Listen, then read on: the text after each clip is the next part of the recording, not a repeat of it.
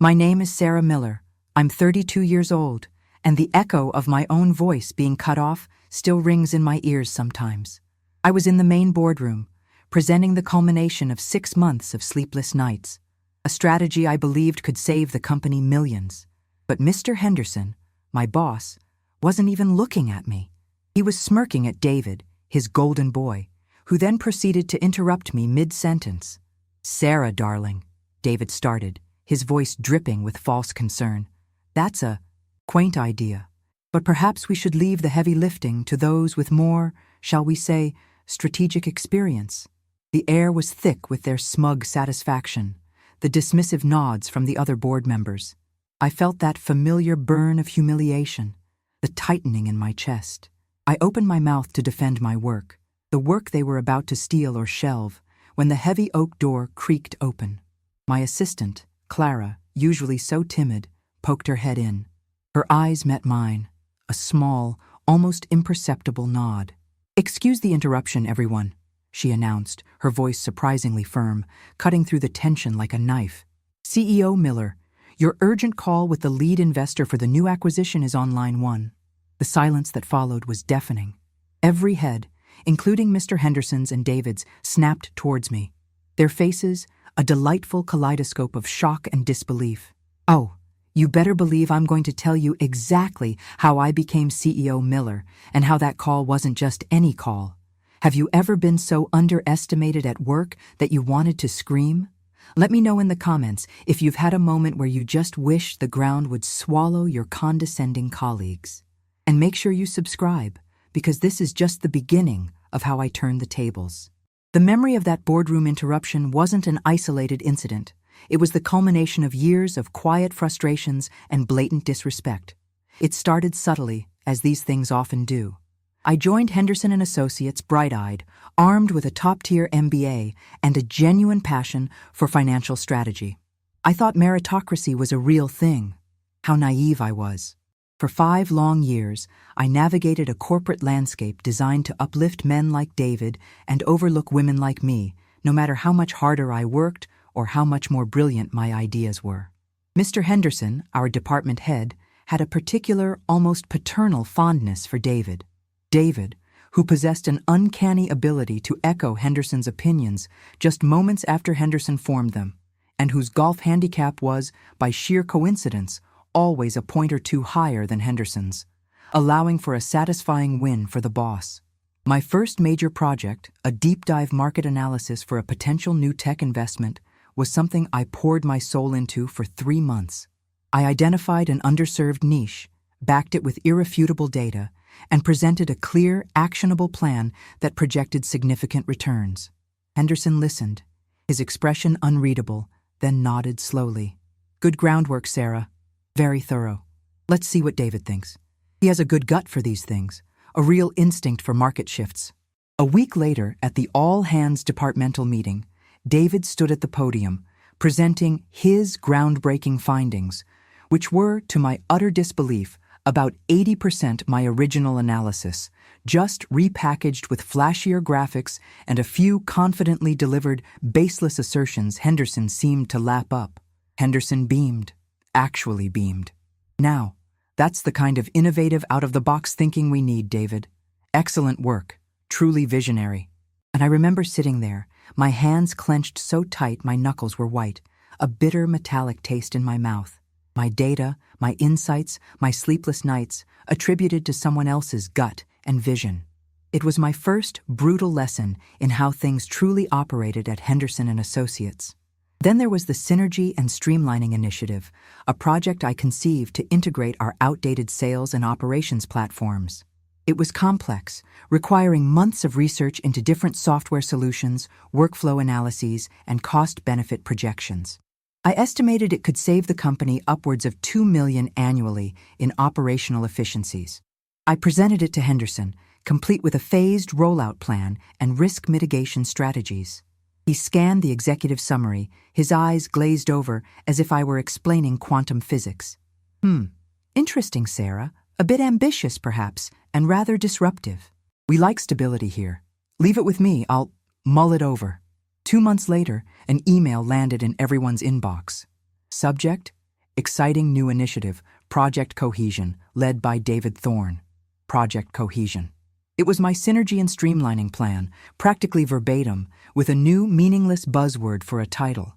The internal memo lauded David for his tireless efforts in identifying critical inefficiencies and spearheading this bold new direction. I marched into Henderson's office, my carefully crafted report in hand, my voice trembling slightly despite my efforts to remain calm. I pointed out the undeniable page-by-page similarities. He waved a dismissive hand, not even bothering to look at my evidence. "Oh, Sarah, in a creative environment, many people can have similar ideas. Parallel thinking, you know." David just managed to articulate it in a way that resonated with the senior leadership. Timing and presentation are everything, you understand. Resonated with the leadership? David had simply taken my report, changed the cover page, added his name, and probably practiced my key talking points in front of a mirror until he sounded convincing. The rage I felt was cold, a slow, simmering burn. It wasn't just the stolen credit. It was the casual, effortless way they erased my contribution, my very intellectual property, my presence. It was the assumption that I would just take it, that I wouldn't dare make a fuss. And it wasn't just about the grand-scale idea theft. It was the daily, insidious erosion of my professional standing, the constant, subtle digs that chipped away at my confidence. If I spoke passionately and firmly about a project I believed in, I was being too emotional or overly aggressive. If David slammed his fist on the table in a meeting, shouting down a dissenting opinion, he was showing strong leadership and decisiveness. I was often, and I mean often, asked to take notes in high-level strategy meetings where I was the most senior strategist present, simply because I was the only woman at that particular table. "Sarah, be a dear and jot down the minutes, will you? You're so good at keeping things organized," Henderson would say, not even making eye contact, as if my primary function was administrative support. David once joked in front of important clients that I was the team's secret weapon for making sure the coffee was always hot and the presentations were spell-checked, eliciting chuckles from the clients and a condescending pat on my shoulder from David. I smiled tightly, feeling the heat rise in my cheeks, while internally I was cataloging every single slight, every patronizing remark. I remember one particularly galling incident, one that still makes my blood boil when I think about it.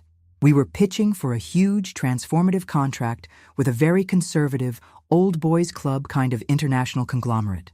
I'd done all the groundwork, leading the research team, building the entire financial proposal from scratch, stress testing every assumption. I knew every number, every projection, every potential counter-argument, inside out.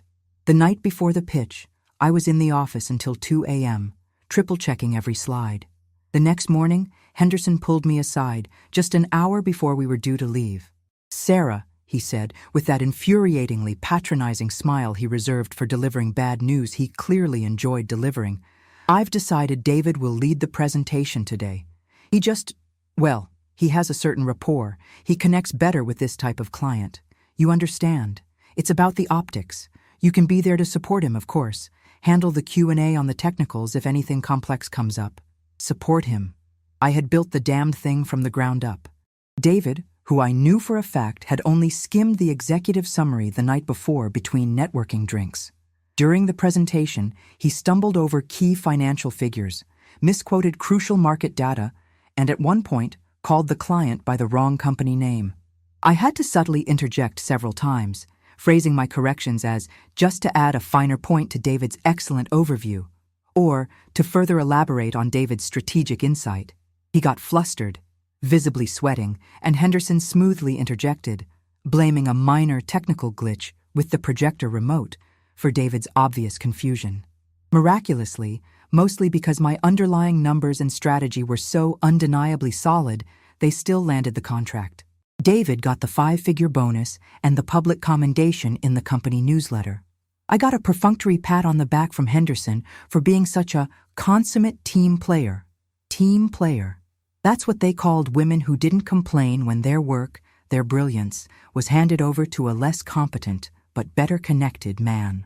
It was utterly, soul-crushingly exhausting. Coming into work every day felt like gearing up for a silent, invisible battle.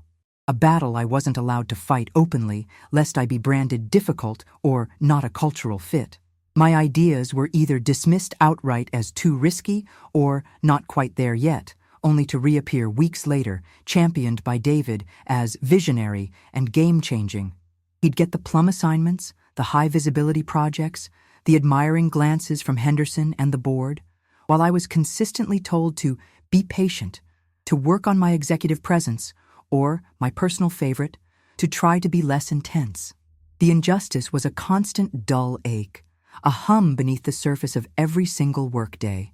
I'd go home at night, replaying the day's dismissals, the casual sexism, the blatant favoritism, and that cold anger would solidify, crystallize into something else, an unshakable resolve. They thought I was just a quiet, diligent worker bee, someone they could exploit and overlook indefinitely. They had absolutely no idea what I was truly capable of, or what I was slowly, meticulously, silently planning behind their oblivious, arrogant backs. The more they tried to diminish me, to make me feel small and insignificant, the stronger my determination grew. They were, in their own supremely arrogant and short-sighted way, forging the very weapon of their own spectacular and very public undoing. In that viper's nest where my voice was constantly drowned out and my efforts were either stolen or belittled, there was one person who seemed to see through the charade. Just one. Arthur Jennings. He was one of the company's most senior board members, a man who had seen countless executives come and go and had been instrumental in the firm's early successes before the culture started to shift under newer leadership. He was quiet, almost unnervingly so in the grandstanding arena of our board meetings, his gaze sharp and analytical, missing nothing. He rarely spoke at length, but when he did, a hush would fall over the room. Everyone listened. He wasn't easily impressed by Henderson's boisterous, empty confidence or David's slick, sycophantic charm. Mr. Jennings valued substance, hard data, and clear, logical thinking. The very things I prided myself on, the very things Henderson and David so casually dismissed in my work. I first noticed his attention during a particularly grueling quarterly review. I had prepared an in-depth report on market volatility and its potential impact on our long-term investments, complete with several contingency plans. Henderson, as usual, had allocated me exactly 5 minutes to present it, sandwiched between David's lengthy, self-congratulatory spiel on a minor client win and a coffee break. As I rushed through my key points, acutely aware of Henderson pointedly looking at his watch, I saw Mr. Jennings lean forward slightly. When Henderson cut me off with a curt, "Thank you, Sarah, very detailed. We'll take that under advisement," and was about to move on, Mr. Jennings raised a hand, a small, almost imperceptible gesture that nonetheless stopped Henderson mid-sentence. "Ms. Miller," Mr. Jennings said, his voice calm but carrying undeniable authority. "Your projections on the currency fluctuations in the Asian market. Could you elaborate on the data sources for Model C? It seems particularly well-researched." Henderson looked like he'd swallowed a lemon.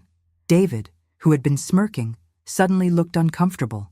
For the next 10 minutes, Mr. Jennings asked me pointed, intelligent questions about my methodology, my risk weighting, my alternative scenarios. He listened intently, nodding occasionally. He didn't offer effusive praise when I was done, just a simple, "Thank you, Ms. Miller." That provides a much clearer picture and necessary context we seem to be missing. But in his eyes, I saw a flicker of something. Respect, I thought. Maybe even a hint of appreciation for the depth of work. It was enough to make Henderson squirm visibly for the rest of the meeting, and for me, it was a lifeline, a validation that I wasn't just screaming into the void. There were other smaller instances. A few times, after David had presented my meticulously researched competitive analysis as his own brilliant insight, I'd receive a very brief, almost cryptic email from Mr. Jennings's executive assistant later that day, forwarding a message from him. Something like, "Ms. Miller, the nuanced understanding of competitor X's supply chain vulnerabilities in your original draft was particularly astute.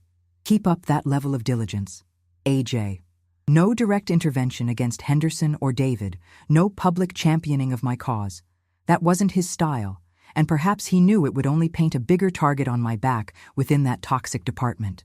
but it was an acknowledgement, a quiet signal that he knew, he saw, he understood who was doing the real work. In a professional world where I was increasingly made to feel invisible, those small, discreet gestures were like blasts of pure oxygen. They weren't just encouraging, they were strategic.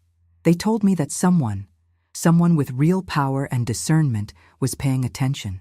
Mr. Jennings never offered explicit advice on how to handle Henderson or David. He never sat me down for a pep talk, but his quiet recognition, his unwavering focus on competence over connections, it was a silent endorsement that resonated deeply. It told me I wasn't crazy for feeling undervalued, that my work did have inherent merit, even if the people who directly managed me refused to see it, or worse, actively suppressed it. His subtle affirmations gave me the strength to keep meticulous records of my contributions, to continue honing my skills to an undeniable edge, and to believe, truly believe, that eventually substance would have to prevail over superficial showmanship.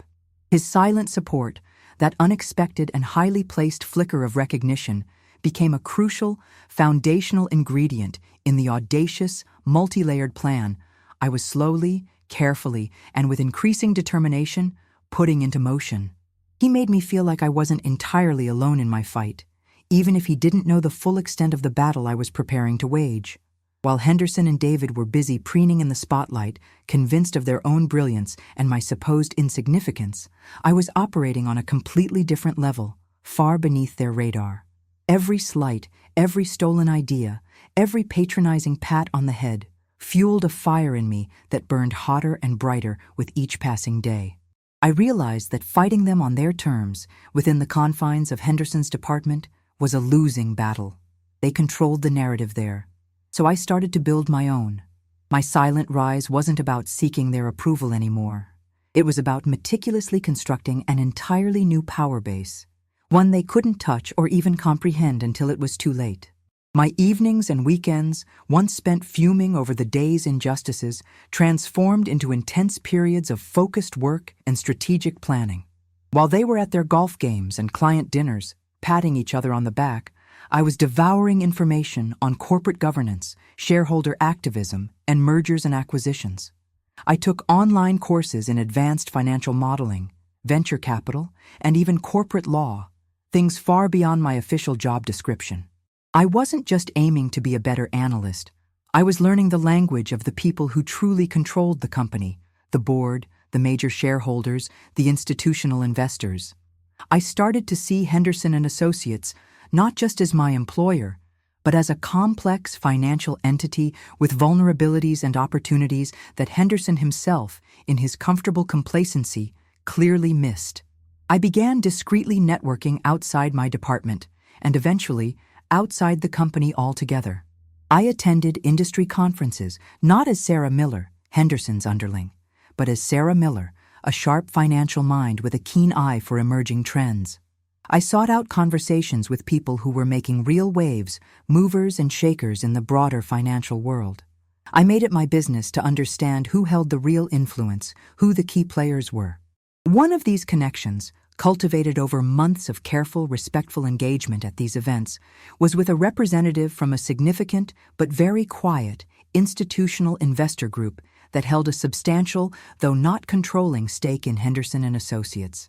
They were known for their long-term vision and their preference for solid, data-driven leadership rather than flashy, short-term gains. I never once complained about my internal situation. Instead, I focused on sharing my insights on market trends, on potential growth areas for the company, on inefficiencies I saw that could be streamlined for better shareholder value. I was laying groundwork, building credibility, one carefully considered conversation at a time. Internally, I became a master of documentation.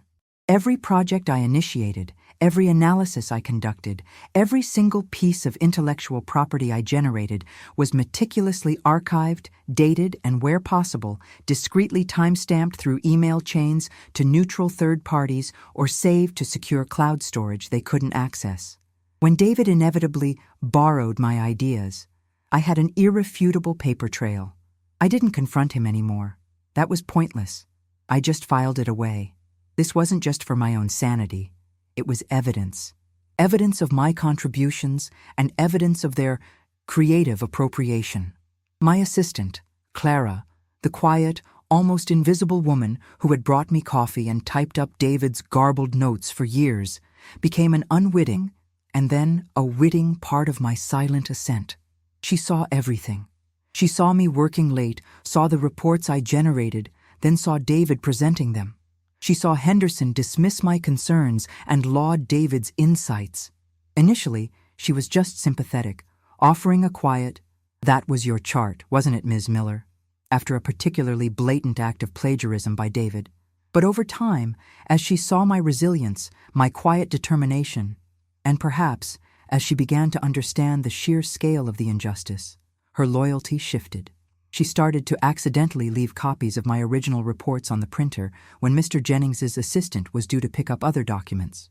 She'd misfile Henderson's schedule in a way that sometimes meant he'd miss a key meeting where David was planning to grandstand, forcing David to flounder on his own. Small acts of subtle rebellion born out of a shared sense of frustration and a growing respect for what I was trying to achieve. Clara was smart, far smarter than Henderson or David gave her credit for, and she became my eyes and ears, discreetly feeding me information about upcoming presentations, internal politics, and the general mood within the department.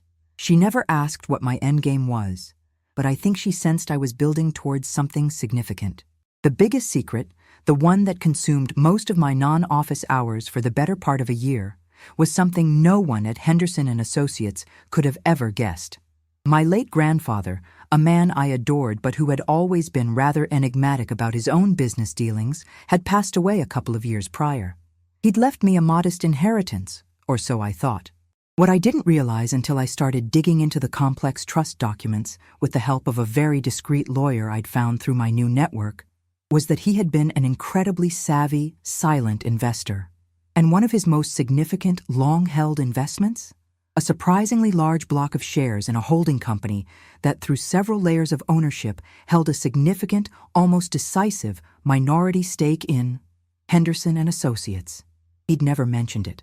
He probably bought them decades ago, when the company was young and struggling, and just held on to them. The shares and the voting rights that came with them were now mine. Suddenly the game changed. I wasn't just an undervalued employee anymore. I was a significant, albeit hidden, shareholder. The institutional investors I had been cultivating, they now had a very compelling reason to listen to me more closely. My insights weren't just theoretical. They were backed by a vested interest, a shared desire to see the company thrive under competent leadership. The strategy I was about to present in that fateful board meeting, the one David and Henderson were so quick to dismiss, wasn't just a proposal, it was the cornerstone of a much larger plan. A plan to leverage my newfound shareholder power, along with the support of other disillusioned investors, to force a change. A very, very big change. They thought I was just presenting another set of slides they could ignore or steal.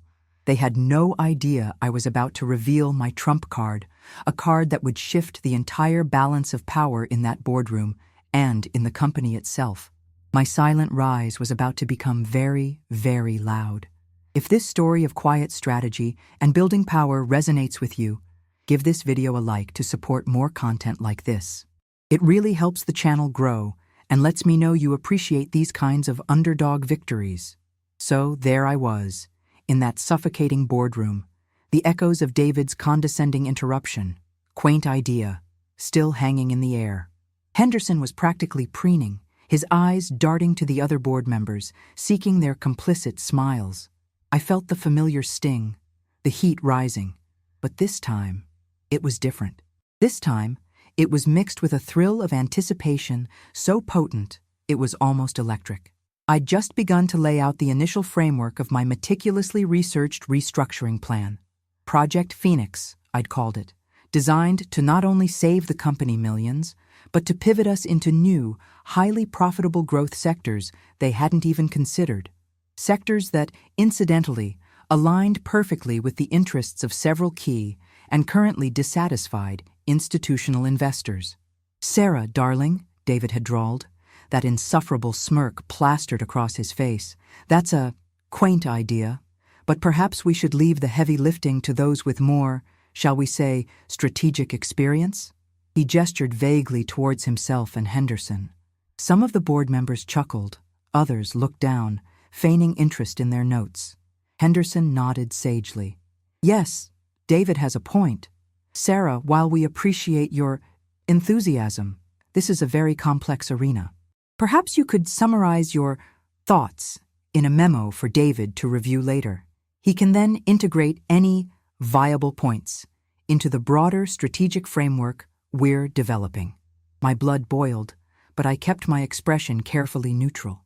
I was about to respond, to calmly and systematically dismantle their arrogance with the sheer weight of my data, when the heavy oak door creaked open. Clara, my usually timid, almost mousy assistant, stood in the doorway. Her posture was straighter than I'd ever seen it. Her eyes, when they met mine, held a spark of something fierce, something triumphant. A tiny, almost imperceptible nod passed between us. This was it. Showtime. "Excuse the interruption, everyone," Clara announced. Her voice, though not loud, carried a surprising firmness that cut through the smug atmosphere like a scalpel. The room fell silent. All eyes turned to her. Henderson looked annoyed. "Clara, what is it? We're in a very important meeting." Clara didn't flinch. She looked directly past Henderson, her gaze fixed on me. "CEO Miller," she stated, her voice clear and unwavering. "Your urgent call with Mr. Alistair Finch, the lead representative for the Blackwood Capital Group and the consortium of investors for the new acquisition initiative, is on line 1. He said it's time-sensitive regarding the final shareholder vote." The silence that followed was absolute. You could have heard a pin drop on the plush carpet. CEO Miller. The words hung in the air, electric, impossible. Every single head in that room, including Henderson's and David's, snapped towards me. Henderson's jaw literally dropped. His face, which moments before had been a mask of smug superiority, was now a canvas of utter, slack-jawed disbelief. David looked like he'd been slapped. His smirk vanished, replaced by a comical expression of confusion, then dawning horror. The other board members, the ones who had been chuckling or looking away, were now staring at me, their eyes wide, a mixture of shock and sudden, intense curiosity on their faces. I allowed myself a small, slow smile. I met Henderson's gaze directly. His face was paling rapidly. "Thank you, Clara," I said, my voice calm, collected, carrying a newfound authority that even I was surprised by. "Please tell Mr. Finch I'll be with him in precisely 5 minutes. And could you also bring in the revised agenda and the shareholder proxy statements I asked you to prepare? The ones outlining the proposed changes to the executive leadership team?" Clara nodded, a hint of a smile playing on her own lips. "Of course, CEO Miller, right away." She backed out, closing the door softly behind her, leaving a tableau of stunned silence in her wake. I turned back to the astonished faces around the table. Henderson was sputtering, his complexion now a mottled red. "CEO, what is the meaning of this, Sarah? This is some kind of joke, right?" David, ever the opportunist, tried to recover, a weak, sycophantic smile twitching on his lips. "Yes, Sarah, very amusing, a little office prank? Well played. Now, about that memo." I let out a soft laugh, a genuine laugh this time, free of any bitterness. "Oh, David, there will be no memo. And no, Mr. Henderson, this is not a joke. As of 7 a.m. this morning, following a majority vote by the newly consolidated principal shareholders, a voting bloc which, I might add, I now represent through my inherited controlling interest via the Miller Family Trust, and which has been further solidified by agreements with Blackwood Capital and several other key institutional investors who were, shall we say, less than impressed with the current trajectory and leadership. I was appointed Interim Chief Executive Officer of Henderson and Associates, effective immediately. The formal announcement to the wider company and the press is scheduled for later this afternoon, following this, now rather redundant, board meeting. I let that sink in. The color drained completely from Henderson's face. He looked like he might actually faint. David's mouth was opening and closing like a fish gasping for air. The other board members were exchanging panicked, incredulous glances. Only Mr. Jennings, at the far end of the table, leaned back in his chair, a slow, almost imperceptible smile gracing his lips. He gave me a small, approving nod. "My first act as CEO," I continued, my voice now resonant with the power they had so long denied me, "was to greenlight Project Phoenix, the very strategy I was attempting to present before I was so quaintly interrupted. The strategy that will, in fact, form the bedrock of this company's future. The strategy that Mr. Finch and our new investor consortium are so eager to see implemented." I paused, enjoying the stunned silence, the sheer, unadulterated shock radiating from Henderson and David. "As for the heavy lifting, David, and the strategic experience, Mr. Henderson, well, it seems the majority shareholders have a rather different assessment of who is truly qualified to provide that. The new organizational chart, which Clara will be distributing shortly, will make those changes quite clear." And I watched as the full weight of the situation crashed down upon them. The arrogance, the condescension, the years of dismissive behavior, it all recoiled upon them with the force of a tidal wave. Their faces were a spectacle of humiliation. Henderson looked utterly broken, deflated, his carefully constructed world crumbling around him. David just looked small, pathetic, the bluster completely gone, replaced by a look of pure, unadulterated panic. The Golden Boy had lost his shine, permanently. This wasn't just a victory. It was a public, undeniable, and exquisitely satisfying demolition of their power. The taste of it was sweeter than I could have ever imagined. The immediate aftermath in that boardroom was a study in controlled chaos and shattered egos. Clara returned, not with just the revised agenda and proxy statements, but with a small security detail and a representative from Human Resources I'd prearranged. The message was clear. The old guard was out, and the transition would be swift and decisive. There was no room for argument, no space for negotiation. The power dynamic had not just shifted, it had been completely upended. Henderson, after a few more moments of bewildered silence, finally found his voice, though it was a mere shadow of its former booming authority. It was thin, reedy, laced with disbelief and a dawning, pathetic desperation. "Sarah, I don't understand. I've given 30 years to this company. You can't just... I mentored you. I gave you opportunities." I looked at him, not with hatred, but with a kind of weary finality. The anger had burned out, leaving behind a cold, clear understanding of what needed to be done. "Mr. Henderson," I said, my voice even, "what you call mentorship, I experienced as consistent undermining and appropriation of my work. The opportunities you refer to were often assignments you deemed unimportant, or chances for David to take credit for my labor. The shareholders have reviewed the performance metrics, the departmental contributions, and the, let's call them, leadership styles, and have made their decision. Your service to the company in its earlier years is noted. However, the current direction requires a different vision, and frankly, a different ethical standard." The HR representative stepped forward then, handing him a discreetly thick envelope. His transition package, as it were. He stared at it as if it were a venomous snake. David, predictably, tried a different tack. The panic in his eyes was quickly replaced by a desperate, oily attempt at ingratiation. He actually tried to stand up, to approach me, a sickeningly false smile plastered on his face. CEO Miller. Wow, this is fantastic news. I always knew you had it in you, a real visionary. I'm so excited to work under your leadership. I'm ready to contribute in any way you see fit. Project Phoenix sounds amazing. I have some thoughts already." I held up a hand, stopping him mid-sentence, mid-stride. The security guard tensed slightly. "David," I said, my voice like ice, "your thoughts are no longer required. Your pattern of taking credit for the work of others, particularly female colleagues, has been well documented. It's a pattern that ends today. Your position, as you'll see from the new organizational chart, has been reevaluated and found redundant." The HR representative handed him a similar, though slightly thinner envelope. The look of utter devastation, the realization that his free ride was well and truly over, was profoundly satisfying. There would be no more coasting on my ideas, No more smug dismissals. He simply deflated, all the air going out of him, and sank back into his chair, staring blankly ahead. The other board members, the ones who had been Henderson's yes men and David's silent enablers, were now scrambling.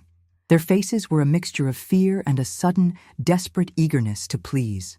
One by one, they started offering congratulations, pledging their full support, their voices laced with an almost comical level of newfound respect. I accepted their platitudes with a polite but cool professionalism.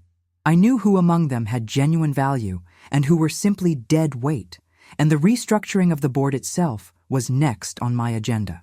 Mr. Jennings, however, simply watched, that knowing look still in his eyes. Later, he would become a key advisor, a true mentor in a way Henderson never could have been. In the weeks that followed, the changes were swift and decisive. I didn't just take the CEO office, I took a metaphorical flamethrower to the toxic culture Henderson and David had cultivated. Project Phoenix was launched with a new, hand-picked team. Talented individuals who had been overlooked, their ideas stifled, much like mine had been. Clara became my chief of staff, her quiet efficiency and unwavering loyalty proving invaluable. We implemented clear policies on intellectual property, on respectful workplace conduct, and on performance metrics that were based on actual contribution, not on who played golf with whom. The apologies, when they came, were hollow and self-serving. Henderson sent a rambling, multi-page letter, full of justifications and a plea for understanding. I didn't bother to reply. David tried to corner me in the hallway a week later, his eyes red-rimmed, stammering some nonsense about a misunderstanding and how he'd always secretly admired my work. I cut him off. David, the only thing I require from you is your signature on the severance agreement and your permanent absence from these premises. There's nothing more to discuss. He scurried away, finally understanding that the doors were well and truly closed to him. The atmosphere in the company began to change. There was a new energy, a sense of possibility. People started speaking up in meetings, sharing ideas without fear of them being stolen or ridiculed. Productivity soared. The numbers for Project Phoenix, even in its early stages, began to exceed all projections. The investors were thrilled. The Old Boys Club was officially dismantled, replaced by a culture that valued talent, integrity, and hard work, regardless of gender or who your connections were. I made it clear that favoritism was dead, and meritocracy, the real kind, was the new law of the land. It wasn't just about revenge. It was about building something better, something stronger, something that truly valued all its contributors. The power had indeed shifted, and I was determined to wield it justly but firmly. There would be no going back. Looking back on that boardroom scene, on the stunned faces of Henderson and David, it's easy to focus on the sweet taste of vindication. And believe me, there was plenty of that. For years, I had internalized their dismissals, questioned my own worth, and battled the quiet rage of being constantly undervalued. To see them finally confronted with the consequences of their arrogance and incompetence was, I won't lie, immensely satisfying. But as the dust settled and I stepped fully into my role as CEO, I realized that my journey was about so much more than just revenge. It was about reclaiming my voice, not just for myself, but for all the others who had been silenced or sidelined. It was about proving that true value lies in competence, diligence, and vision, not in bluster, connections, or the ability to steal someone else's credit. The real triumph wasn't just in their downfall, but in the rise of a new culture at Henderson & Associates, now Miller & Jennings Equity Group, as Mr. Jennings eventually became a full partner. A culture where ideas were judged on merit, where hard work was recognized, and where everyone, regardless of who they were, had a genuine opportunity to contribute and succeed. The path was far from easy. There were moments of profound doubt, days when I wanted to give up, to just walk away from the toxicity. But that quiet, burning resolve, fueled by every injustice and bolstered by the unexpected support of people like Mr. Jennings and the quiet loyalty of Clara, kept me going. It taught me that empowerment isn't something that's given to you. It's something you build, often in silence, often against the odds, brick by painstaking brick. It's about recognizing your own worth even when no one else does, and then strategically patiently, creating the circumstances where that worth cannot be denied. The quaint idea that David so condescendingly dismissed? Project Phoenix became the most successful initiative in the company's history, tripling our market share in 2 years and attracting a new wave of top-tier talent eager to work in an environment of respect and innovation. Henderson faded into obscurity, his legacy tarnished. David, I heard, bounced around a few lower-tier firms, never quite managing to replicate the success he'd enjoyed when he had my work to plagiarize. Their story serves as a stark reminder that arrogance and complacency are unsustainable foundations for any career or any company. My journey was a personal one, but I know I'm not alone in these experiences. So many of us, especially women, have faced those subtle and not so subtle underminings in the workplace. We've had our ideas dismissed, our contributions overlooked, our voices drowned out. What would you have done in my place? I'd genuinely love to hear your thoughts and your own stories of navigating challenging work environments. Share them in the comments below. Let's create a space where we can support and learn from each other. And if you found this story of resilience and ultimate triumph inspiring, please subscribe to the channel and hit that notification bell so you don't miss the next story of a dramatic corporate takedown. Because believe me, there are always more tables to be turned. Your value is inherent. Never let anyone else define it for you. Fight for it. Build for it. And when the time comes, don't be afraid to claim it, loudly and unequivocally.